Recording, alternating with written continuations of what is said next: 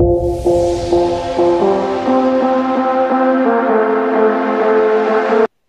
Assalamualaikum warahmatullahi wabarakatuh kepada Cikgu Farida dan juga perlongganan. Kita sedia maklum Waalaikumsalam warahmatullahi apabila kita PDPR di rumah, banyak masalah yang timbul lah, khususnya kehadiran murid dalam PDPR dalam talian. Jadi di sini saya nak berbincang dengan Cikgu Farida apa pendekatan-pendekatan dan cara-cara yang kita boleh ambil lah untuk meningkatkan kehadiran murid dalam PDPR yang kita laksanakan. Baik, yang pertama, apakah matlamat Cikgu Farida yang ingin capai tahun ni, khususnya dalam PDPR? Matlamat yang nak capai sudah pastinya saya nak murid-murid semua dapat membuat tugasan yang diberikan kepada mereka semualah. Itu memang harapan saya rasa bukan saya saja tapi malah semua guru lah. Itulah matlamat yang ingin capai untuk tahun ni dalam kita menjalani PDPR ni. Ya, saya pun setujulah dengan matlamat Cikgu Farida tu, samalah rasanya semua orang setuju. Okey, seterusnya bila Cikgu Farida rasa nak capai matlamat ni? Kakak bila nak capai matlamat lah untuk kehadiran murid ni, kalau boleh 100% lah.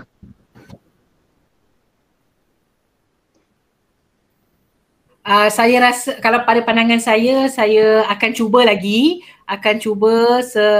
sehabis baiklah sehingga hujung tahun ini.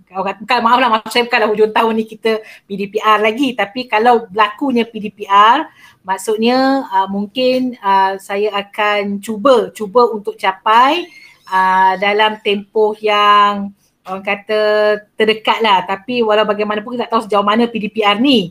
Cuma jangkaan saya jika kalau tempohnya lagi lama, mungkin kita boleh drag sikit lah masa itu, sebab untuk terus nak dapat agak sukar. Jadi saya letak sasaran dulu setakat ini dalam bulan 11 macam tu, untuk saya cuba capai. Okey, terima kasih Cikgu Farida. Okey, seterusnya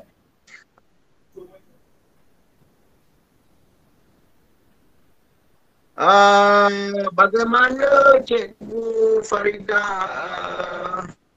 rasa lah matlamat yang dicapai ni sangat sebenarnya bila Cikgu Farida memegang fikir petang lah, mengurus fikir petang.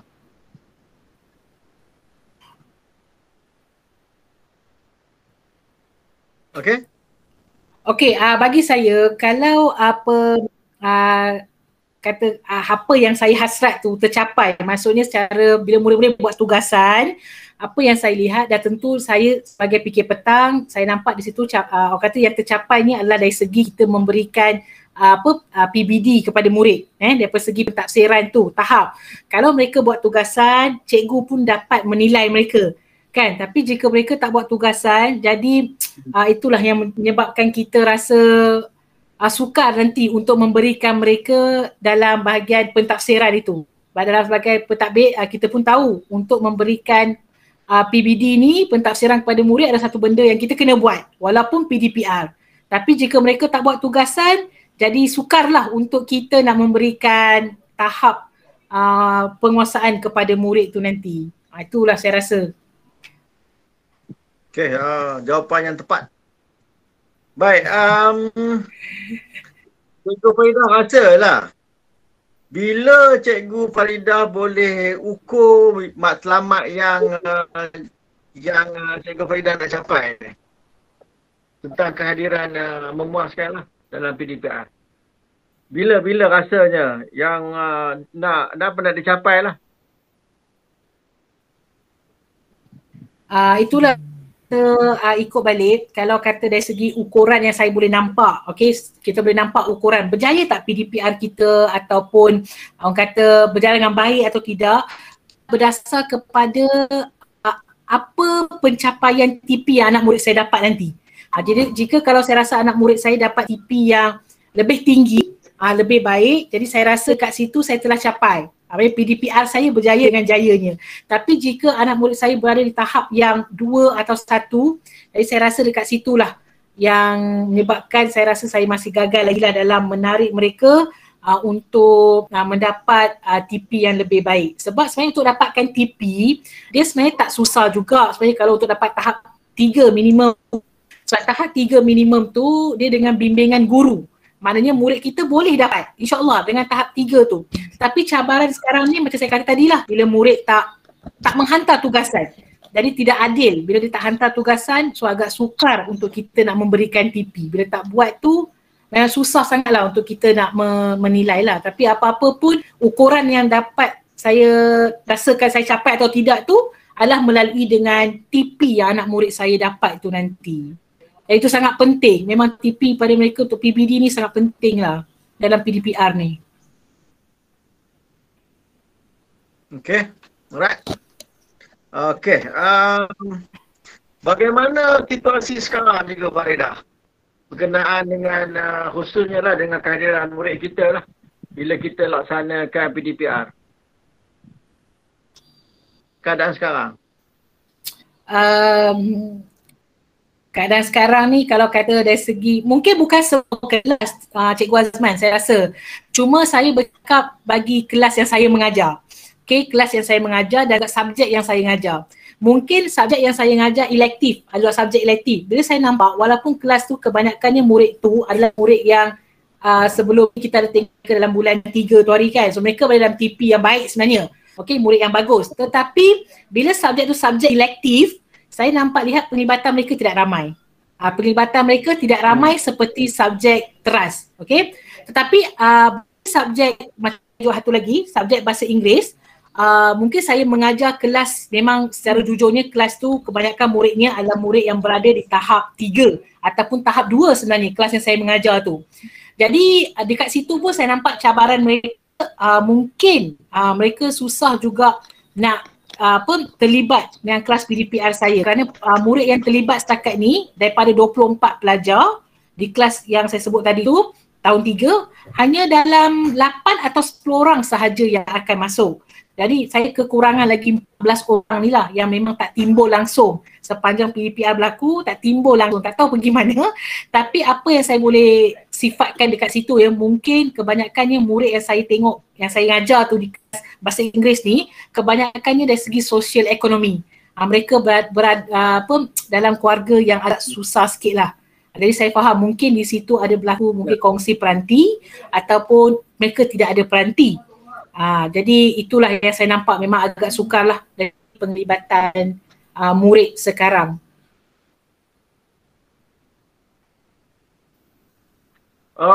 Cikgu Faridah rasa Cikgu Faridah puas hati tak dengan situasi sekarang lah yang Cikgu Faridah hadapi? Okey, kalau puas hati tak? Okey, mengikut situasi sekarang sudah pasti kita tidak puas hati sebab murid tak sama macam bersemuka tu kan. Tetapi secara jujurnya saya berpuas hati berbanding dengan PDPR yang berlaku pada Januari hari tu. Januari anak murid saya yang akan join hanya dalam 5 orang atau 4 orang sahaja. Jadi saya rasa dalam proses ini ada peningkatan. Saya tak nafikan ada peningkatan. Dulu hanya 4 atau 5 orang je masuk. Jadi sekarang saya dah boleh dapat 8 ke 10 orang. Jadi saya rasa ada peningkatan, saya berpuas hati daripada sedikit peratus peningkatan yang naik.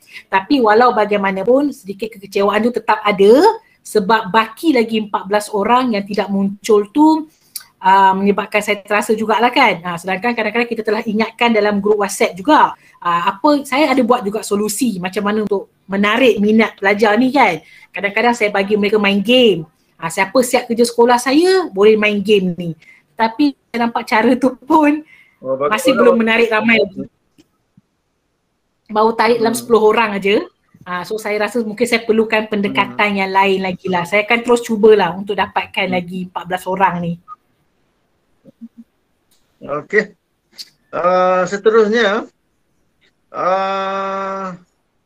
agak-agak juga Faridah, apa masalah yang sebenarnya Cikgu Faridah hadapi dalam melaksanakan PDPR ni? Masalah yang saya rasa saya hadapi sangat ni adalah anak murid ni dia mungkin rasa macam cakap ya, dia rasa macam tak puas kot bila saya buat video juga kan, kadang tunjuk mereka, tapi mungkin penerimaan mereka tu tak ni lah, mungkin tu masalah saya rasa yang mereka rasa macam susah nak tengok video ke apa ke kan. Saya pun tak pasti, tapi macam kata dia lebih kepada kalau masalah daripada peringkat saya rasa saya dah cuba buat video pengajaran. Maknanya saya tak pernah bagi tugas kat mereka tanpa ada video. Jadi saya tak akan cakap, okay buat muka surat 10. Saya tak akan cakap macam tu. Saya mesti akan buat dulu. Okay, muka surat 10 ni kita belajar contoh macam tentang benda apa, contoh is atau a contoh. So is ni kita guna untuk siapa, a kita guna untuk siapa. Saya akan terangkan dulu. Kemudian baru saya bagi tugasan. Jadi saya rasa dari segi masalah saya tu saya tak tahulah, saya tak nampak lah sebab saya dah cuba buat video pengajaran.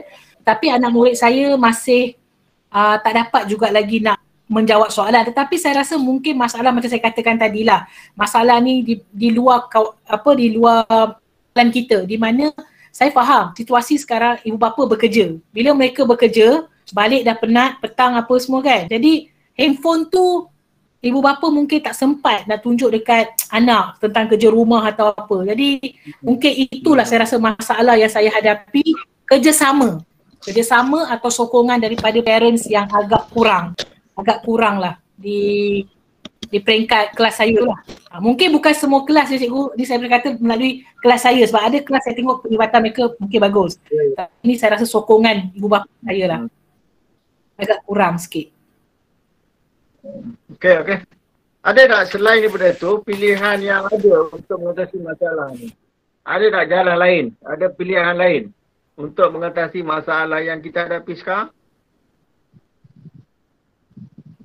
Itulah pilihan yang lain saya nampak macam cikgu. Kadang-kadang saya ni nak mudahkan anak murid saya. Okey, sebab itu kalau kata pilihan lain yang saya nampak adalah dengan modul. Sebab kita ada buku modul, okey, buku modul yang tak sempat kita habiskan kan. Jadi sekarang ni saya rasa untuk saya nak ajar mereka, saya nak ajar guna modul saja. Itu saya nampak, sebab saya nampak murid dia mungkin lebih selesa dan lebih suka guna modul daripada kita minta mereka print bahan ke atau buat kan. Saya nampak kurang sikit penglibatan dia. Tapi kalau benda tu dah ada, buku tu dah ada, mungkin mereka nampak lebih jelas lah untuk apa nak buat. Cuma saya rasa itu je sekarang yang saya boleh buat. Saya nak cuba habiskan modul itu saja. Maknanya saya akan guna modul yang ada tu dan sebelum mereka buat modul tu, saya akan ajar dulu. Saya rasa itu sahaja pendekatan yang saya akan cuba dengan mereka sebab semua murid ada buku tu, semua murid ada modul tu. Jadi saya harap mungkin mereka buat tetapi mungkin mereka tidak hantar jawapan kepada saya. Saya bersangka baik macam tu cikgu supaya kadang-kadang mungkin mereka tangkap gambar nak send kat kita pun mereka malas kan. Mungkin dia sekarang tengok video, dia terus buat latihan. So saya rasa itu sajalah solusi yang saya gunakan sekarang ni, kita guna modul sajalah saya rasa. Modul lebih baik. Dalam masa sama, saya tidak menidakkan murid lain yang sukakan online. Saya ada juga murid-murid yang suka menjawab dengan online. So saya akan cuba dalam masa sama orang kata tengok kemampuan murid. Kalau dia rasa ada yang boleh buat dengan modul dah selesai, dalam masa sama saya mungkin akan bagi juga aktiviti online. Sebab saya pernah dapat satu feedback daripada parent, memang dia suka dengan aktiviti online. So saya rasa kalau saya menidakkan online pun tidak benar juga. Maknanya saya perlu tengok murid saya tu macam mana, situasinya macam mana lah. Tapi setakat ni modul tu nombor 1 dulu, lepas tu diikuti dengan online nanti kita akan buat lah insyaAllah. Okey. Ada tak risiko yang mungkin ditanggung, yang dihadapi lah risiko bila kita risiko dari segi dah tentulah risiko yang kita nampak semua orang hadapi tu penglibatan saja saya rasa. Dari segi risiko lain tak ada. Dan satu lagi, bila penglibatan tu tak ada, risiko tu kemungkinan untuk kita mengulang semula. Kan, jadi pengajaran tu akan jadi lambatlah untuk kita nak menghabiskan sukatan tu kan. Jadi kalau kata kita bersemuka nanti mungkin kita pun perlu ulang balik, tak semua murid libat kan. Tapi jadi itu sajalah saya rasa risiko yang kita hadapi sekarang ni. Maknanya kita akan tetap mengulang balik lah kan. Tapi dari segi lain saya rasa tak ada masalah lah. Kalau saya tak ulang pun takut nanti macam kita tengok per subjek. Macam bahasa ni dia mungkin tak ada masalah. Jadi kalau bahasa ni selalunya kita belajar pun benda yang sama je kan. Cuma dia tambahkan dari segi orang kata dia punya apa, dia punya level dia saja kan. Tapi dari segi benda tu sama. Kalau kata kita belajar tentang grammar, yang itu juga kita belajar untuk tahun-tahun yang lain. Tapi tak apalah sebab saya rasa pengulangan ni walaupun dia bukan satu risiko, tetapi cuma kalau kata kita nak berbalik pada sukatan atau TP tu ada risiko itulah. Tapi sebagai seorang guru saya rasa kita perlulah tahu cara macam mana untuk cuba menangangi dan cuba buat satu orang kata mekanisme satu cara yang boleh dapat diterima baiklah supaya risiko tu boleh dikurangkan. Dan kita pun boleh buat tugasan dengan mudah, murid pun boleh menjawab semualah. Itu saja. Okey, bagi merealisasikan hasrat Cikgu Farida ni supaya murid ramai, penglibatan ramailah murid dalam PDPR ni, agak-agak siapa yang boleh membantu Cikgu Farida untuk merealisasikan hasrat ni? Pertama sekali ibu bapa lah. Dah semestinya ibu bapa yang pertama sekali kena tolong. Lepas tu yang kedua yang saya nampak guru kelas. Sebab guru kelas pun banyak mainkan peranan. Macam kadang-kadang kalau guru kelas dia remind kan, saya nampak ada juga bagus kat situ. Saya dapat jugalah guru kelas yang bagus. Kadang-kadang okey, pastikan cuti sekolah 2 minggu ni tugas yang tak selesaikan buat. Maknanya memang cikgu tu ingatkan pelajar. Jangan kata cuti 2 minggu ni duduk saja. Kan dah cuti 2 minggu. So tugasan yang sebelum ni yang 2 minggu tu bolehlah kita selesaikan. Patutnya macam tu lah kan. Jadi saya rasa memang saya sangat memerlukan ibu bapa dan juga guru kelas dalam membantu saya.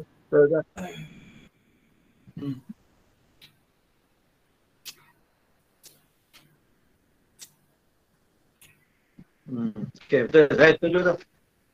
Baik, seterusnya apakah yang akan cikgu laksanakan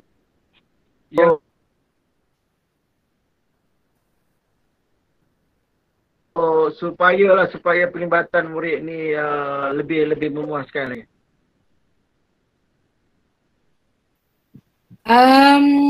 Apa yang saya boleh buat sekarang ni, cuma saya rasa dari segi peringatan mesra kot cikgu, saya rasa mungkin saya boleh guna satu kaedah mengingatkan ibu bapa, mengingatkan ibu bapa, okey tugasan anak belum hantar, ataupun mungkin saya akan buat satu semakan nama, okey murid ini saya dapat nilai, murid ini dapat nilai lagi, saya menghantar tugasan. Itu saja yang saya nampak setakat ni yang saya boleh buat, sebab saya pun tak boleh nak, kita tak boleh terus nak menyalahkan murid atau ibu bapa, kita tahu situasi yang mereka hadapi. Cuma apa yang saya boleh buat setakat ni, cuma saya minta kerjasamalah jika mereka ada kelapangan, minta mereka pastikan anak mereka boleh hantar tugasan untuk saya dapat menilai tahap anak mereka dalam penerimaan pengajaran yang saya telah buat selama ni dengan mereka. Itu yang saya nampaklah sekarang ni. Mungkin saya akan buat, sebenarnya saya ada niat cikgu nak buat satu macam soal selidik bersama dengan parent. Apa sebenarnya mereka hadapi? Kan mungkin saya pun selama ni buat andaian-andaian saja kan. Saya akan buat satu lah, saya akan buat, saya akan tanya mereka dalam tempoh cuti sekolah ni, apa yang parent nak sebenarnya. Sebab mungkin bila saya dapat feedback tu ataupun masa, kadang-kadang cikgu diorang masa mereka kan, saya kata tadi dia baik lewat kan, mungkin masa kita mengajar tu tak sesuai. Ada juga parent yang mengadu juga kan. So kita akan tengoklah macam mana untuk saya bantu. So kalau murid itu memang betul ada masalah masa pagi, so mungkin malam saya kena layan jugalah kan, dia ada tugas malam ke apa, kita kena layan jugalah, kita kena proceed. Itu yang saya boleh buat sekarang, tapi saya perlukan data dulu. Bila ada data tu baru kita boleh senang dapatkan satu ni lah jawapan untuk bantu mereka macam mana. Okey.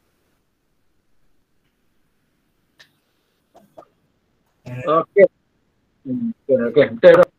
Okey, akan ambil lah untuk melaksanakan agar pelibatan dan juga kehadiran murid dalam PDPR ni semakin memuaskan.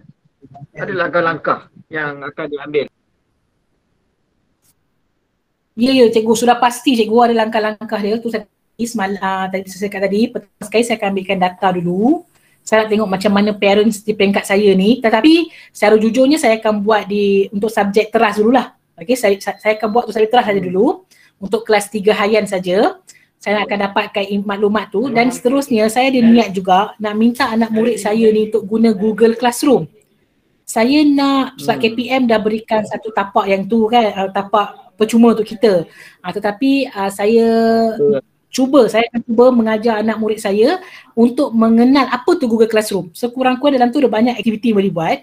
So bagi mereka kalau rasa nak masuk ke apa kat situ kan, jadi ada banyak benda. Jadi saya tahu mungkin tak akan ramai cikgu, saya pasti. Tetapi usaha saya untuk nak membawa anak murid saya ke GC adalah tanggungjawab saya. Saya nak kenalkan mereka dengan GC tu. Saya memang nak kenalkan mereka. Itu memang langkah-langkah saya nak buat lah supaya mereka tahu bahawa ada satu tapak yang kita boleh guna sebagai Google Classroom ni. Mungkin tak semua, tetapi saya akan cuba ajar sikit-sikit. Lepas tu dalam masa sama saya nak tarik minat mereka dari segi orang kata biar belajar secara fun, belajar dari cara yang macam untuk apa hafalan ke apa, tapi kita akan belajar lebih cara yang menyeronokkan kan. Tapi itu apa yang saya nampak mungkin masalah dekat peringkat saya situ, peringkat saya sekarang ni anak murid saya masih lagi kurang peringkatan kan. Tapi ada peningkatan macam saya kata cikgu tadi kan, dari segi Januari 4 atau 5, sekarang dah naik 8 ke 10. So ada peningkatan, cuma saya masih perlukan masa lagi lah untuk terus orang kata memberikan semangat kepada mereka dan orang kata layan je walaupun pukul berapa mereka hantar pun. Memang selama ni kita sebagai seorang guru semua terima. Tak pernah ada bagi masa limit. Ya, betul. Okey, bila nak dilaksanakan tu yang apa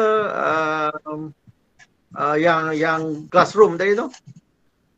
Okey, saya memang rancang benda ni pada dalam minggu ni. Sebab rancangan saya minggu ni sebenarnya.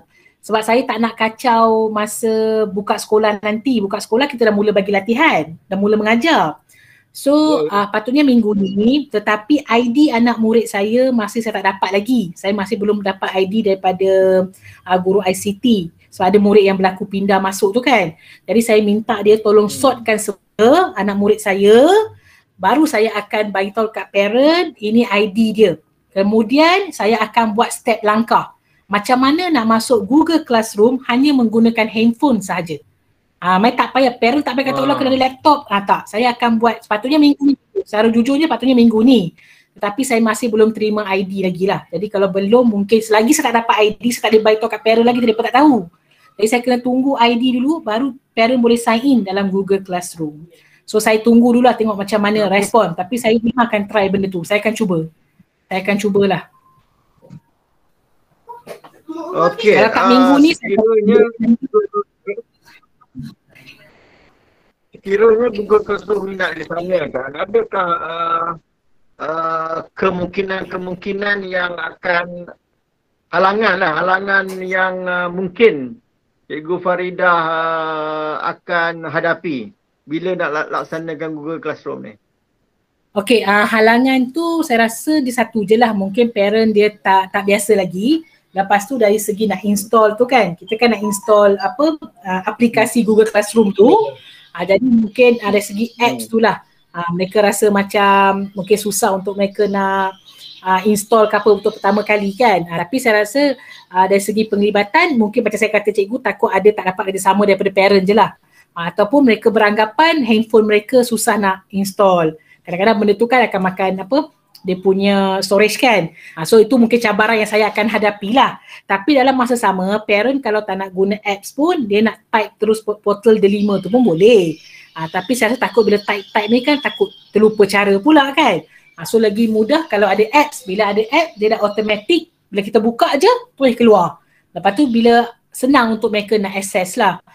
Saya rasa cabaran itu je lah. Mungkin tak dapat kerjasama untuk parent installkan apps tu sajalah. Yang lain mungkin tak ada masalah lah. Okey. Cikgu Faridah boleh bersedia lah.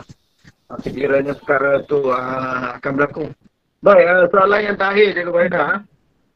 Ada tak Cikgu Faridah membuat plan kontingensi ataupun keadaan luar jangka? Sekiranya sesuatu perkara yang tak dijangkakan berlaku, ada tak buat plan dia? Contoh plan A ke, plan B ke, plan C ke untuk mengatasi masalah ni?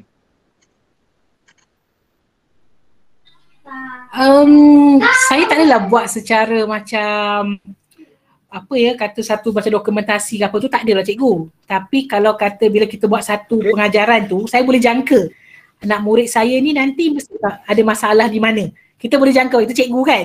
Nanti mesti mereka tak faham dengan saya punya yang ni ke apa kan. Jadi apa yang saya boleh buat, sekadar kita ni, saya hanya akan berikan orang kata bimbingan secara WhatsApp cikgu lah. Maksudnya bila kita tahu anak murid kita tak dapat faham apa yang kita nak ni, selalunya saya akan cakap boleh PM saya untuk dapatkan info yang lebih jelas. Itu salah satu cara yang saya boleh gunakan. Sebab kalau tidak mereka memang tak faham. Kadang-kadang ada juga yang tak faham dengan apa yang kita nak. Dan mereka buat pun tak seperti yang kita nak. Jadi apa yang saya boleh buat dekat sini adalah dengan orang kata macam tutorial lah cikgu. Macam tutorial kan. So kita dah bersedia dah. Kita dah bersedia kalau parent tak tahu dekat sini, saya tahu dah kenapa, apa punca dia. So saya akan terangkan lah. Okay, ni macam ni dan macam ni. Setakat ni yang mana parent yang baik kerjasama tu cikgu memang bagus. Memang benda tu senang. Ada berlaku apa orang kata dua hala. Kecuali yang cabaran saya bila ada parent yang tidak memberikan sokongan tu sajalah. Yang lain tak ada masalah lah dari segi tu. Okey. Secara rumusannya daripada perbincangan kita ni Cikgu Farida, saya rasa dah lengkap dah. Saya rasa kalau kita laksanakan dia dengan jayanya, InsyaAllah kehadiran PDPR murid kita dalam talian ke, luar talian ke akan dipertingkatkan. Mungkin daripada 90% ke naik ke 95% ke insyaAllah lah. Dan insyaAllah kalau apa yang kita bincang ni, kita ikut betul-betul, laksanakan, saya rasa tak ada masalah. Selesailah masalah kita tentang kehadiran murid dalam PDPR. InsyaAllah Cikgu Farida. Kita cuba sama-sama. Terima kasih banyak. Assalamualaikum.